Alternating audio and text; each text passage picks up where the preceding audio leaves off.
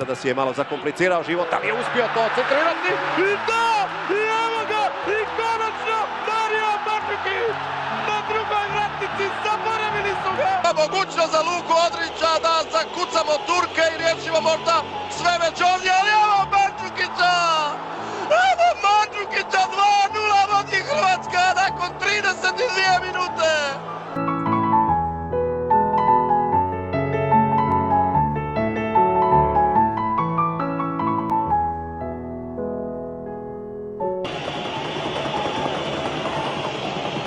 Šimunić bježi na drugu vratnicu, sam je Čarluka na prva i 3:0!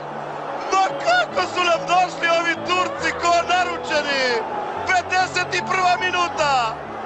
3:0, pa možemo li reći da je sve gotovo? Pa to je tako kad se dogodilo to što se dogodilo njemu.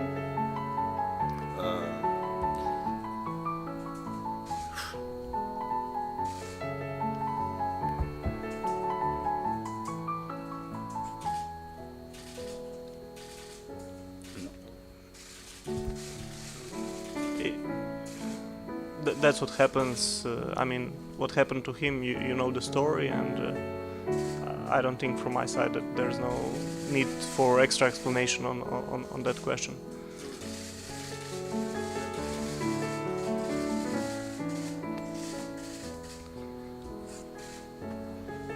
Maybe if we are done with Daniel,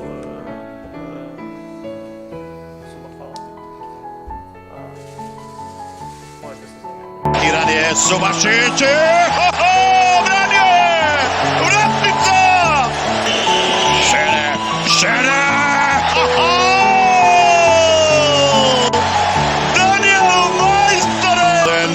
Jorgensen i još jednom je obranio Daniel Subašić i to je raska vrata Reja! Hello to both players. You are playing alongside with Rakitic and Modric, one of the best goalkeepers in the world.